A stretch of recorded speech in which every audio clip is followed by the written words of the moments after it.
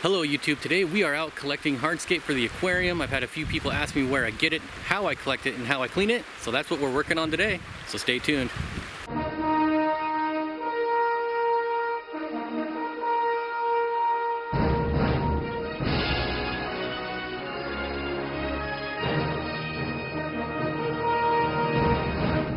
So here's one of my favorite spots to collect rocks. We are not quite up in the mountains yet, but we're getting there.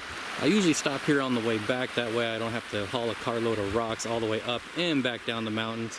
So we'll probably stop back here on the way down. But as for now, I'm gonna hop back in the car and keep driving up.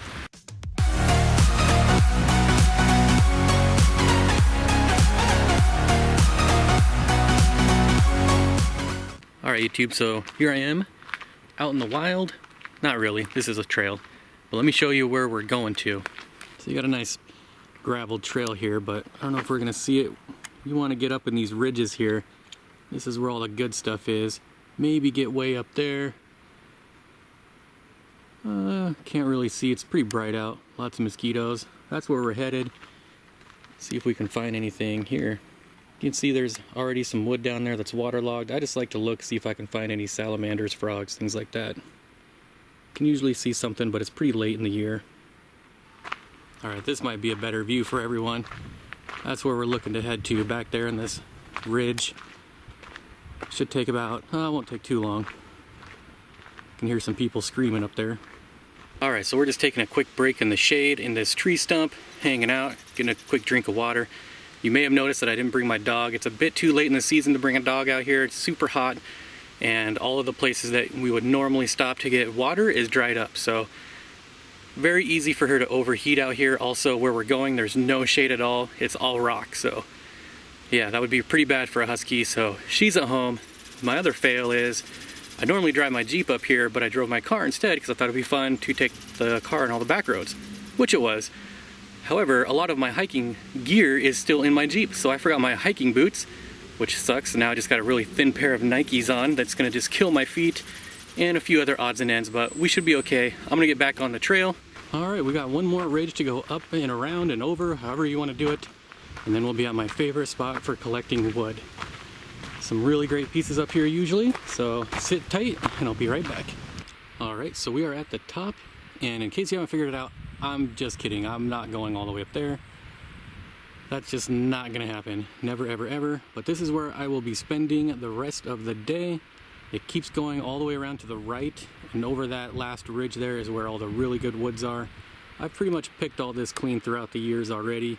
Still always lots of rocks in here. You can always find a few good ones.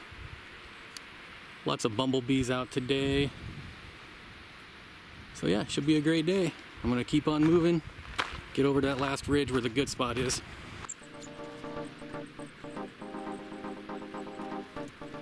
So it's situations like that that are really making me miss my hiking boots. Walking up loose shale rocks like that is never any fun. But we're making progress, breathing hard, getting in a good workout. Still got to go all the way over there and all the way over there. Alright, take a look at this piece of wood here. This would be an amazing piece of wood in a large aquarium. Unfortunately, this wouldn't even fit in my 240 gallon. But man, can you imagine the possibilities with this thing? Ugh, I wish I had a tank big enough for that to go in. It would be worth the hassle of hiking that down. The biggest piece of wood I've ever hiked down off of here was about 4 feet long. Used to be in my old 6-foot rainbow tank.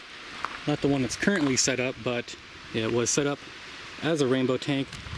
Then was an African cichlid tank and is now back to a rainbow tank. I still have that piece of wood in my garage. I'm basically looking for something like that, but a lot smaller. Luckily this area is full of landslides and avalanches, and it really breaks up these roots, and you can get some really nice pieces. Like there's a really nice piece, again, a little too big. But that would be an awesome piece for like an 8-foot aquarium. That might fit in the 240. I might have to come back and look at that one. We'll see. But I've got a whole sea of rocks and woods to look at. But I want to get over to this ice cave first and cool down for a minute. So let's head over there. This makes it all worth it right here, being able to stand in front of this ice cave. There's a huge draft coming out of here, and it is just super cold. A lot of people have died here. They go into the ice caves and it collapses on them, caves in. Not gonna lie, I've been to the back of this one. You pretty much go down here, take a left to about behind this, all the way back, and you can see the waterfall. Maybe I'll post a picture of that. Pretty stupid. I don't know that I'd do it again, but it's kind of neat. But just a really good place to cool off, get a really good view. This is not the main ice cave over by the entrance, so a lot of people don't come over here. So you just get a lot of privacy. Here's another nice little cave here. This one's almost melted all the way back. I don't know if the camera's picking up exactly how fast this is melting. Probably one of the worst times to go in the caves, but a nice little waterfall back there. Pretty neat. There is also, I've been to the back of this one too, and there's like a little pond, little tarn back there, if you will. Really good place to just soak your feet on a nice hot day like this, but it's melting way too fast for me to risk that this time. If you come in the early spring, it's a lot better. Well, I finally found a place to sit down and have some lunch. And I don't know where you guys are eating lunch today, but it can't be as good as where I'm eating lunch today. And if we look down here, I got a lot of nice pieces of wood to go through. I normally just like to collect smaller pieces for my nano tanks. If anyone remembers my 30-gallon nano-ish tank, all the wood in there came from up here. I've already found a nice piece over here that I set aside. Nice little root structure there. So I'm gonna eat my lunch, have a drink, and then get to collecting. Alright folks, so I've been walking down this dried up creek bed, which is almost the ideal, most perfect place to collect driftwood, or any kind of wood. I guess it's not really driftwood, it's all dried up, not drifting anywhere. But you can see, I got a nice bag full of wood, found another piece here. It's just everywhere. The only thing I would advise you is to look for pieces that don't have bark on it. The bark will disintegrate really fast in your aquarium and cause lots of problems. So look for pieces like this here. Obviously a straight stick is not very exciting, but you notice there's no bark on there. Nice and clean. Versus like this here, you don't want to put that in your aquarium. But I'm going to keep walking down this creek bed a little bit. I don't know how far I'm going to go. There's pretty much nothing out there. But I've been out here a million times, so almost impossible to get lost out here. Alright, well I'm pretty well off the beaten trail at this point. You can see I'm surrounded by brush. I need to head back through this way to get to the trail. And there's a little opening here. Barely. I think I can get through there. You look up there, this is where I need to go, that ridge line there. I should be able to squeeze through there. Definitely not going that way. Although that way would get me back to the parking lot eventually. Looks like a lot of work. I'd rather just walk through here. So, let me get back to work. Alright, look what I just found. See if we can see him. He's a big sucker too. Where's he at? There he is. Whoa. This guy is huge for a garter snake. I'm gonna put my bag down and see if I can catch him. There he is, looking at me with them shifty eyes. Let's see if I can get him. Come on, little fella. Oh, where are you going? Stop trying. Oh! Dang. Hard to be quick when you have a camera in your hand you don't want to drop. Oh, that's alright. This is prime snake country. We'll probably run into a couple other ones, but that was a huge sucker there. Alright, well we're going to keep the camera rolling. In my experience, when there's one, there's at least two or three. Maybe I can find another one. Going a little slower here. Let's take a look around. This is definitely prime snake country. Maybe even bears too. Not too worried about black bears though. Yeah. I don't think we're going to get so lucky. I don't know if I want to try to go through that.